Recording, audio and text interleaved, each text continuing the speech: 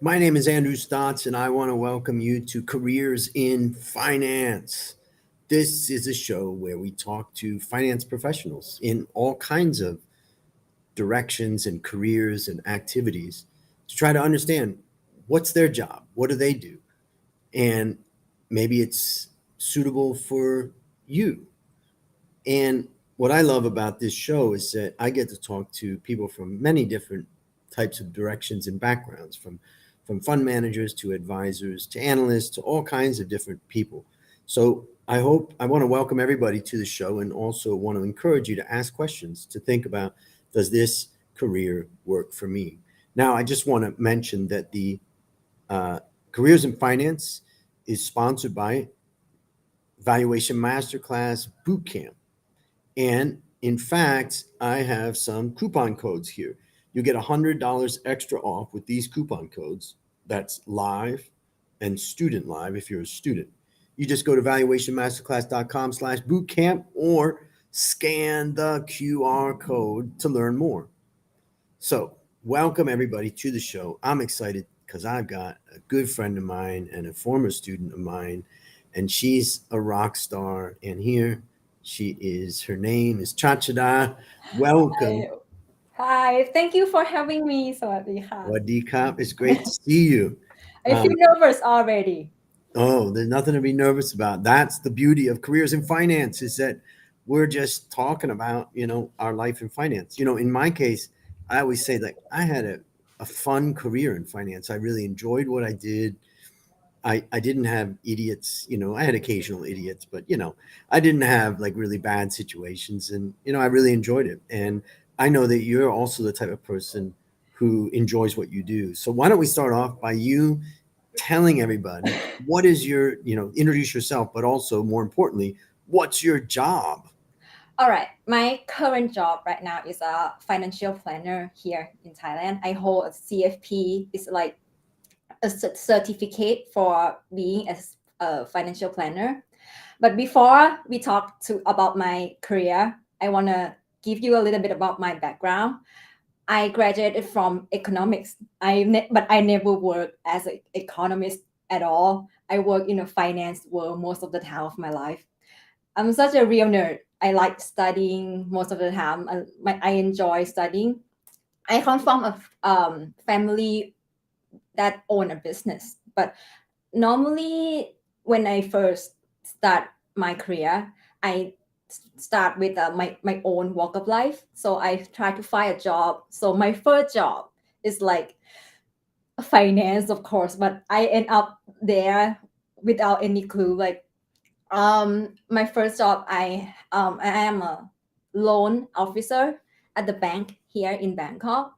But at that job, normally we have both sides. One side is like analyzing finance, corporate finance, and another side is like we kind of taking care of client as well. So it's like a job that in between analyst and a relationship manager, that kind of thing. That's actually my first job here in finance world. And by the way, how did you find that job? Finding my first job at that time, I was looking for a job that I could improve myself. I just got back from the state at that time. So I looking for any job that I could improve myself, and I have some of the clues that I enjoy business and I enjoy numbers like finance, economics, that kind of stuff.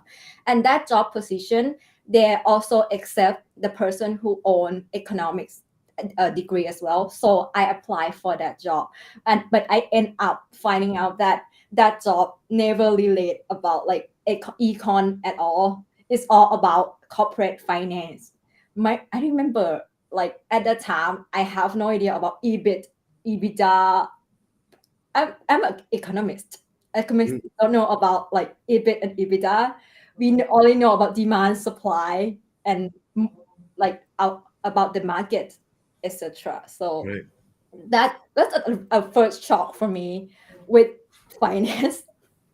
Well, it's also a good lesson for the people who have studied finance out there, or sorry, economics, who say, "Can I work in finance?" And I think you're an example that yes, of course. Yes, of course, but I'm lucky that that bank, that corporate, they provide like a trainee program. So during the first 6 months, I think I normally at the training program. So we learn about accounting and finance in I think 1 month, so that we have enough knowledge to take care of our client. But I feel thankful for that training course as well, because I gain like concept about accounting and finance from that training. So now explain to us, what is your job right now? What is your job title, and what is it that you do? My job title is a certified financial planner here in Thailand.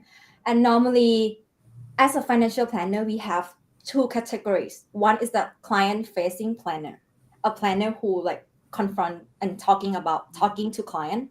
And another one, they have like a back office, a supportive planner who provide data to sales team, most like that. I'm a client facing planner. So most of the time of me, I visit client and talk to client. So I describe myself as an interpreter between analyst and a client. Interesting. And I know that there's some people that look at CFA exam and they're like, that's too much for me. I'm not that deep and I don't want to be an analyst. But tell us about CFP. Where does CFP come in relation to other certificates or CFA? What do you get from that?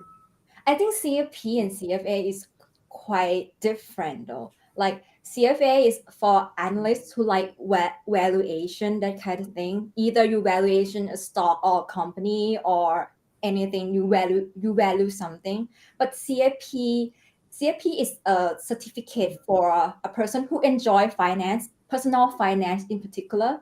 Um, but they have one area about investment that you need to know about valuation as well, but you get that kind of concept and talk to a client so that they understand about personal finance. That would be the job of a fight of CAP.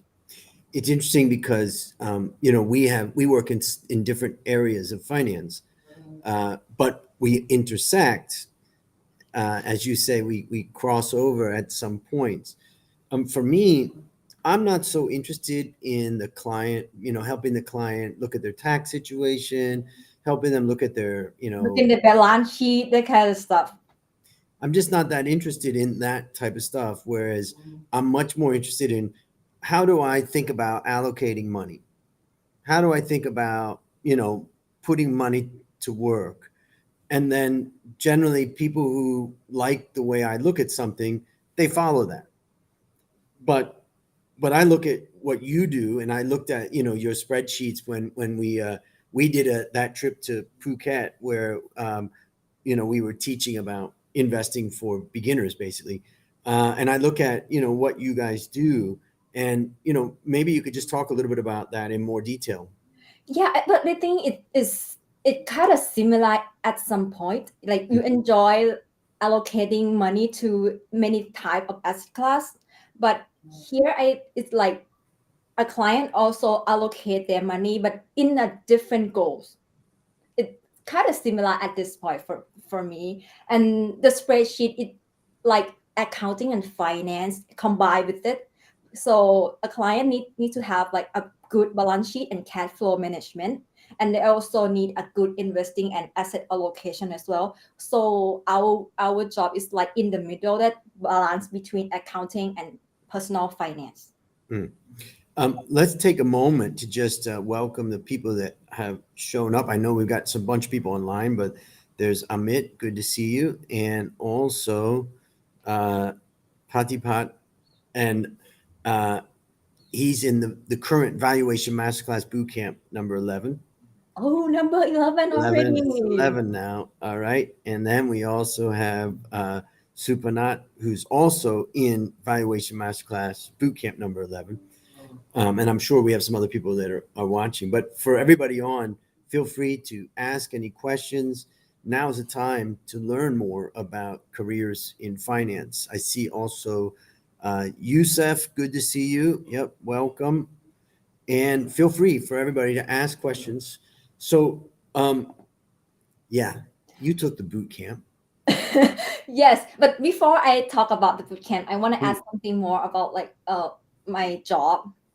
I think now right now I work here for about almost 8 9 years in as a planner. mm. And one thing that I described that it's my job to add two important assets to a client portfolio. It's not bond, it's not stock. Normally analysts talk about bond and stocks, right? But as a planner, normally I talk about discipline and patience. Mm. These are two important asset class that a financial planner add to a client portfolio. A different one. It's like when a client have us, a person like me, normally we talk about discipline and patience. Encourage a client to have more discipline or more patience in their portfolio. We need that kind of asset class as well, I would say. That's great.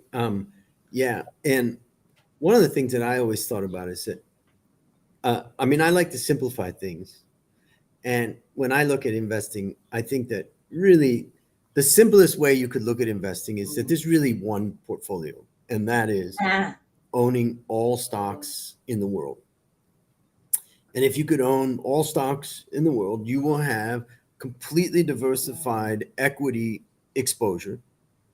And then you could also argue that you should not own bonds, you should not own commodities, you should not own gold, you should only own stocks. mm, And you should take a very long term view of that in order to allow that to grow for the next 20, 30, 40, 50, 60 years. And when I hear the behavioral stuff where people say, well, this person's low risk, and so therefore they should have bonds, sometimes I feel like it's a game a little bit. And the fact is that when you put someone into low risk instruments and they have a long time horizon ahead, you're exposing them to shortfall risk in the future. How do you deal with that? You know, because as you say, you're trying to teach people discipline and patience so that they don't freak out. yes, yes. It depends on their goals. Like if they have a lot of time on their goals, normally I try to educate them Hmm. slowly. Actually, it's like it, de- it depends on their experience as well. The person who have a low risk profile, probably because their past is quite rough. So I think we need more time to heal that as well. So Hmm. we slowly educate them, be patient and be disciplined with them. It's the way that I just handle one case just like that. She Yeah. has a lot of time, but she just freak out about stock market.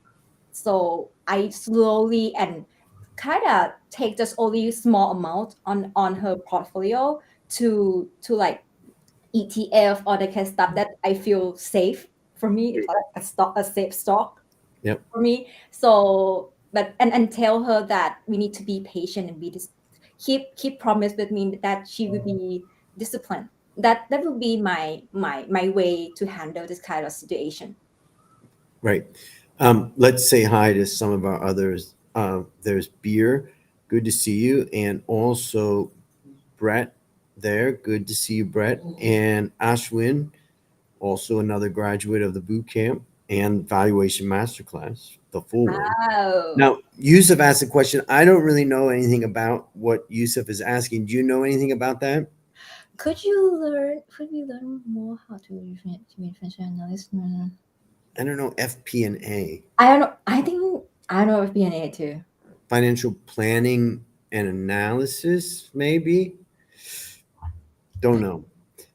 So, actually, I don't think that this is necessarily a credential or something. I'm not exactly sure. His job title, I believe. Yeah. So maybe we can ask Yusuf to clarify a little bit more. Are you talking about a certificate, or are you just talking about what's financial analysis and what's investment analysis? Um, so um, Yusuf says yes, but you got to clarify a little bit, I It's think. a job Job, role. okay, Yeah, job roles, it's a job job roles. role. So financial analysis, investment analysis, and financial planning and analysis, I'm not sure, but I can take investment analysis, let's say, or stock analysis where I'm looking at, investing in an individual stock, building a portfolio of stocks, or investing in, certain asset classes. But do you have anything else you would add about it? Not sure. I just Google FP&A. It's a job title. Mm, Financial planning and analysis. okay, got it. So So it's we're like learning. way. It's so broad. So tell me a little bit about, what type of person is suitable for this type of job? Okay, I did my deep homework about this. It's quite deep actually. I never thought about my career at this way before. I need a skill for this Hmm. career. One is profound knowledge in finance, personal finance in particular. But you still need some like a basic finance and investing as well. Number two is communication skill, which I think is required in most of the job here. Even you are supportive planner, you Hmm. need to communicate with with your own team as well. So communication skill. And the third would be interpersonal skill. I never know that I have this skill until I took a test. I took a personality test and I kept denying it for a few years that I'm not very good at people, but interpersonal skill, interpersonal skill would be required as a planner. And number four is a plus. If you have selling skill and relationship management, that would be a huge plus in this career. And I know for a lot of people, they want to go into this type of career, but what they probably get shocked with is that you got to get your clients. At first they're like, oh, I'm theoretical and I'm going to make some portfolios and I'm going to help people, but you got to go out and find those people to help. What's that like, and how do you find clients? Well, it depends on what type of planner you are as well. If you are like independent like me, you need to find your own client. But if you are like someone who is in a corporate, so the bank, either bank or brokerage account, they provide you some client. So you don't need to find your own client. It depends on what type of the planner you Hmm. are. But for me, um, no, actually, during the first year, it's quite rough. I would say it sucks during the 1, 2, 3 years. Challenge. It's just big challenge. Um, but after you develop your skill and you see a client more enough, I think the client eventually see the value of your work, and then after that, the word of mouth works after that. So you enjoy after like 4 or 5 years. Yeah, so for anybody that comes to me and says, I need someone to help me, I always send them to you because it's not my skill and it's not what I do. And oftentimes when I go live and people talk and they ask me, what would you advise me to do in this case? I always say, I'm not your advisor. Advisor. I hear that all the time. I'm Yeah, not your financial advisor. You should talk to your advisor before investing in this portfolio. yeah, See? yeah. Um, and maybe you can just tell us about, how does phenomena work for someone out there who's thinking about, finding a way to get something behind them that they can really use to reach their clients and bring their clients value. What are the choices out there? And tell us a little bit about what you do with phenomena. Well, Phenomena is like a platform. It's a brokerage startup who sells mutual fund, and they are expanding more products as well in order to help clients reach their financial goals. And we, as an advisor, we are person who facilitate between Phenomena and a client, so they have a smooth journey of investing. That would be how the Phenomena works. And in that case, if somebody's kind of sophisticated and they like to do it themselves, they're just going to go like to Phenomena website and say, I'll And sign up and I'll do my own thing. But there's a lot of people that are say, it's just too much and I don't have time and stuff like that. So what is it that stands out, the type of people that work with you? Well, it's just back to the word that I say before. If you're a person who like to do DIY portfolio, you just Mm, sign up it yourself. You need two important asset class: patience and discipline. You either get it from yourself or get it from your advisor. That would be my thought on this. mm. It's interesting because I remember talking to advisors in one of the presentations that I did, at Phenomena, where I said, the value of an advisor is during the difficult time. Part of what I have is a framework, and I use my FEMR framework, and it allows me to take some of the emotion out of it, even though, and I always get the question like, what are you going to get out of this? When are you going to get into that? And I always just say, I follow the framework. Do you have frameworks, or do you think about Sure. things in frameworks? Tell us a little bit about how you think. Sure. When the bad situation comes, we all always back to a plan that we first started with a client. So we go back to the plan. Like, what is the plan? What is our plan? So if the plan doesn't change, so be patient and be disciplined on this plan. Otherwise, you change the plan. You change the framework, just similar to the FVMR. Mm.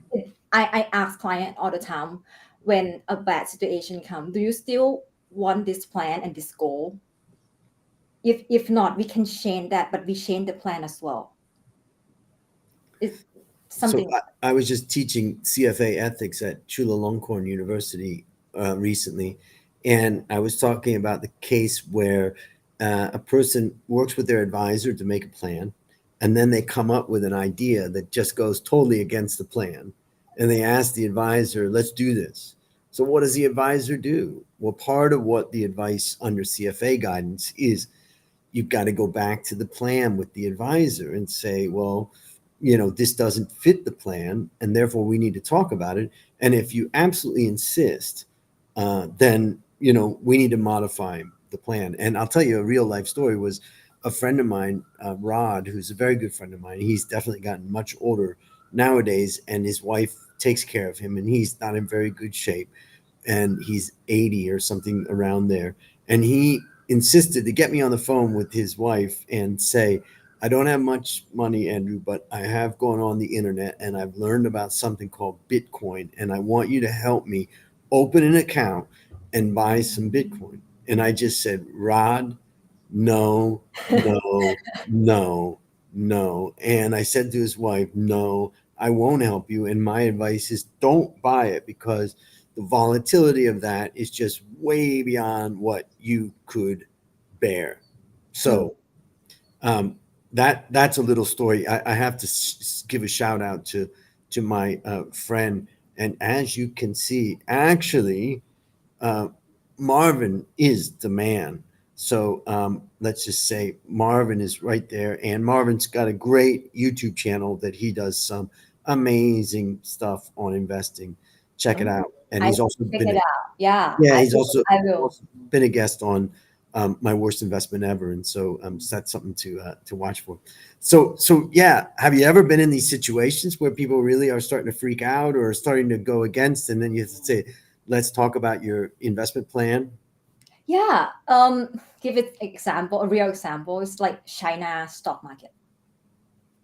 Normally, when Thai people invest in a lot of China stock market, because we are Thai Chinese, look like just like me. I'm a Thai Chinese as well, so Mm, we kind of relate to this country at first, and then when we put the allocation to this country, and when things turn out badly, like during recent years, I ask my client most of the time that you still believe in like the story and the plan. We put only 5% in China's stock market, but mm, so it's not that huge, but only 5% freak you out. So maybe we need to adjust your like risk profile as well. Maybe you're not a person who should allocate in country base. Maybe own a lot of stock in the whole world, but maybe that would be the one that suit you the most. So we kind of go back to the plan as well. Like maybe you put too much allocation to China stock market. But I think 5% would be too low for Thai people. I saw one of my friends' portfolio is like 40%. I mean, like, and that's a big challenge when you get excited and somebody puts a lot in there, and then you go back. This is the hardest part about any framework is like, oh, if I stick with this framework, you know, do I keep that 40%, or did the 40% break my framework and I should have been at 5% and now I've got to get out? Yeah. How do you think about that? And how do you advise people on that? Ooh, this one is a tough one because you already put 40% in the stock, right? The China stock, right? Mm, Oh, if you already did something that out of the plan, I normally suggest you to like go back to the plan first, and then not do your homework and compare the reality to your plan, and see the difference first, mm, see the data first, so you make better decision on your portfolio. And when you put too much allocation on something, you either sell it or earn more money and add to your portfolio. It's so adjust so that you can adjust your portfolio back to your plan. You have either one of this choice. mm. Yeah. Yeah, and I think that's it's the biggest challenge everybody faces, and that is what to do when you've invested in something and it collapses. Yeah, and Mm, one role of a advisor, I put myself as like one is a brake of a car or accelerator, either one of this role. One client, you probably need to put your accelerator role, so increase their risk level, but one person, another one, probably you need to put on a brake to them because they are too much confident in something. yeah, and that's where investing. What happens? I see. I was I was teaching last night in the Valuation Masterclass boot camp, and now I have these what I call life lessons. So in each evening, I'll talk about a life lesson. But one of the life lessons that I talked about last night was weak men hold strong opinions. Strong men hold weak opinions. Mm. And what I'm trying to get people to realize is that just because you believe in something and you're confident about something does not mean it's right. And I see so many people that they get totally hooked on, China or whatever that next thing is. And then they go all in, which is where I come in with a framework like my FEMR framework. And I say, we tilt a little bit, but we don't go and say, I'm going 50% cash or something like that. That framework prevents us from doing, really extreme moves. Yeah, and as an advisor, you get a message from an analyst, and you tell a client about that story or that message as well. So you're a person that play an important role to a client because your advice, they believe 100% on your advice at first, Mm, and so your advice is the one thing that's so valuable. It's your job. It's your your trust. value. Yeah, your value that the client trusts you. So I think you need to be careful of what you're saying to a client. Yeah. Mm.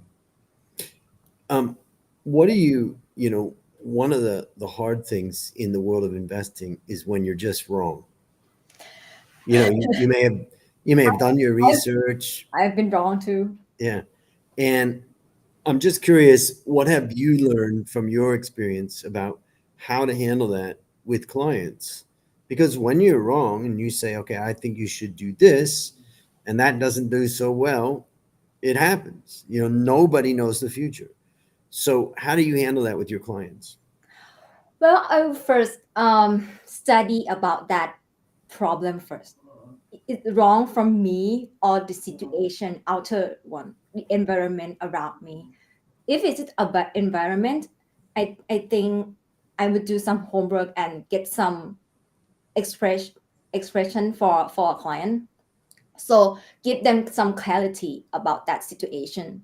But if it really from me, like maybe I'm too confident on something myself, I just admit it. Mm. I just admitted that this time I did learn something and I'm really wrong about my advice. Because we are human beings, so I could be wrong sometimes.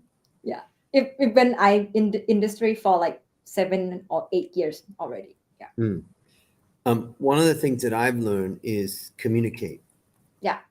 And my father, when people would get married and they asked for his, advice, my dad always said one thing, and that is stay involved. Yeah. Stay involved in your relationship. Don't disappear. Don't put it on a back burner. Don't run away. Stay involved. Yeah. And, by staying involved, uh, you build trust. And I think that that's one of the lessons I've learned over the years is that the hardest time to communicate is when you're wrong or your investment strategy is not working. But it's the most important time to communicate. A problem defined is a problem half solved. So if you define that you're already wrong and you accept that, you just go to a client and accept that you're wrong. It's already half solved. It's a little bit like one of the things I've learned about death Mm. from experiencing it with people in my family who have passed away is that don't uh, when somebody has somebody who dies in their life, call them. Mm. Just call and talk to them. It's even hard for me to do sometimes because you just feel bad and you don't know what to do, but it's the same type of thing where you just really need to go and reach out and talk. And what I learned as a sell side analyst is that fund managers, my clients, never expected that I was going to be perfect. They never expected that I was going to get it right all the time. They know, anybody who's been investing either in the markets or in their own business knows that you're going to get it wrong sometimes. And so they're Same not with expecting client. that. Yeah. And tell us about what is your, like, when you look at the future over the next, I don't know, 6 months or year, and you think about what type of advice do you give people these days? I mean, obviously you've got different clients in different situations, but what are some of the themes or things that you're looking at or your team's looking at that you feel like this is interesting or that's not such a great idea anymore? Is there anything like that that you guys are thinking about? Ooh, be too much confident at something. It would be some that would be my advice Mm, on mm, my job, like my career, because things can be go wrong no matter how much you hear about good reason that it will go well. mm, Because normally when there's a hype of something, always all the time, but people not normally in marketing situation of selling something, yep. so they put a lot of good thing, but then they kind of keep hiding of risks and the one that be should be concerned. So I would say try to look for cons of product as well, because Mm. every product have pros and cons. So there's no such thing as like I'm number one for any kind of product. Yeah. Now we're going to take a sponsor break for just a second, and then we're going to come back, and I'm going to ask you two questions. The first is, what did you get from the Valuation Masterclass Bootcamp? That I prepare And, for that as and well. Yeah. and the second one is kind of like, what's your final advice for young people building their careers? But before we go to that, just hold on, ladies and gentlemen. The Careers in Finance is brought to you by Valuation Masterclass Bootcamp. You can get $100 extra off with these coupon codes. Use live or student live Just go to valuationmasterclass.com/bootcamp or scan the QR code, and we'll see you in the next bootcamp. Bootcamp number 12 starts on November 6th, and we've already got 20 people signed up. So tell us, why did you attend the boot camp, and what did you get from Valuation Masterclass boot camp?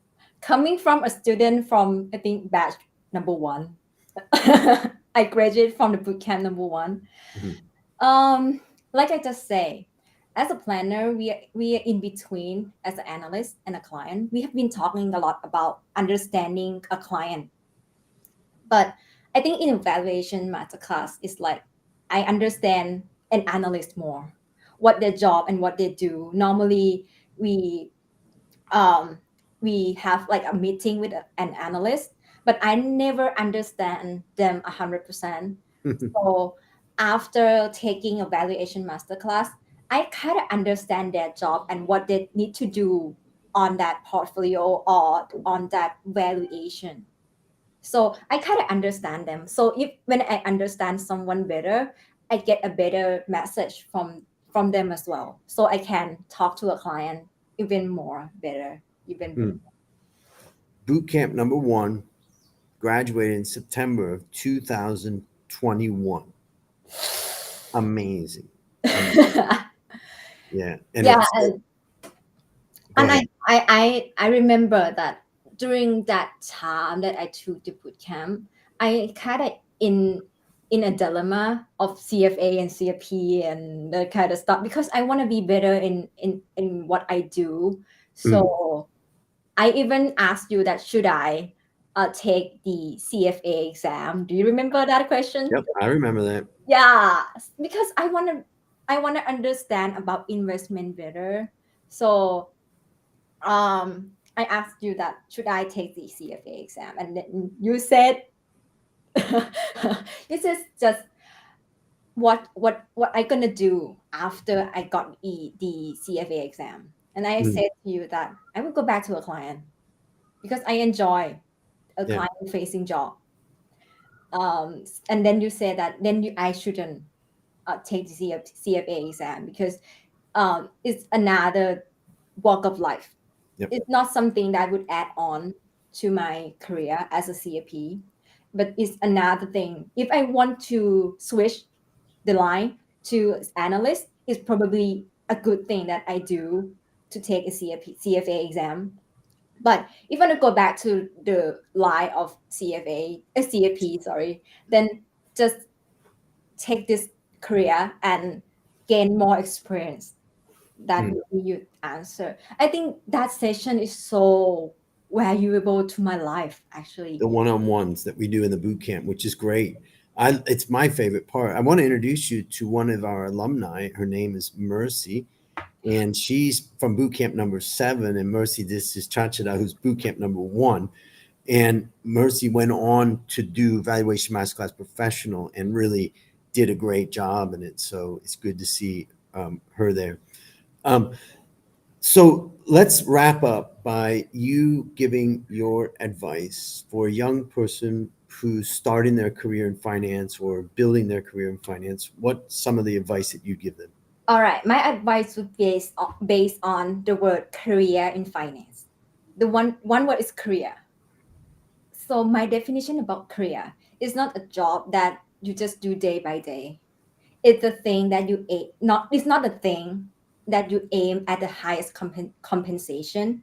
Because for me, a career is something that integrate with my whole life. So I think you probably keep looking for a job that you enjoy and pay a decent compensation. That's enough for me for the word career. And finance is the world of future. It's about forecasting, predicting, planning. So when you say future, so there are plenty of risks and uncertainty. Don't be so sure about something and anything. When you say about finance, be prepared to be wrong at any time. It's always ups and downs in this kind of walk of life. So that would be my advice to them.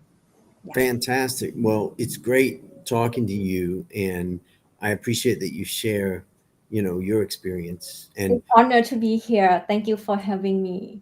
yeah, and I want to say boot camp number one was really special. It was the time that we really kicked off the boot camp live. Boot camp zero was when we did it in my house. And yeah, I mean, we had an amazing group of people in that boot camp number one. And I think about Tossapon as another example of someone that was in there. And it was just such a great time. And boot camp has just continued to evolve. Now we operate in teams. The work in the boot camp is so much more laid out. We have assignments that we give on Mondays, and then we have Feedback Friday, where we have structured feedback for everybody on the work they're doing. They work on the companies from day one. They're assigned the companies so that they can develop over time. And recently we've added in a buddy system where we're trying to get them to connect. And so buddies are introducing buddies each night when we meet. So many innovations going on in the boot camp, which is just, for me, so fun. So anyways, I just want to say, keep being awesome to you as well as, you know, all of the graduates from boot camp number one, and it's great to watch everybody's progress. So I'm going to wrap it up. I'm going to show that screen, but I'm going to take you off, and I'm going to talk to you for a couple of minutes afterwards. But Okay. any parting words you want to share? Um, be yourself, be awesome. Thank you. Stay Perfect. connected.